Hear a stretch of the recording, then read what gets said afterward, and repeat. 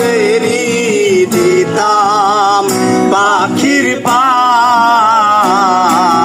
কেমনে আসে যায় খাঁচার ভেতর অচিন পাখি কেমনে আসে যায়। ভিডিওটা ভালো লাগলে অবশ্যই লাইক কমেন্ট শেয়ার করে আমার পাশে থাকবেন এবং আমাকে ফলো করবেন। আর পুটুরি নয় দরজায়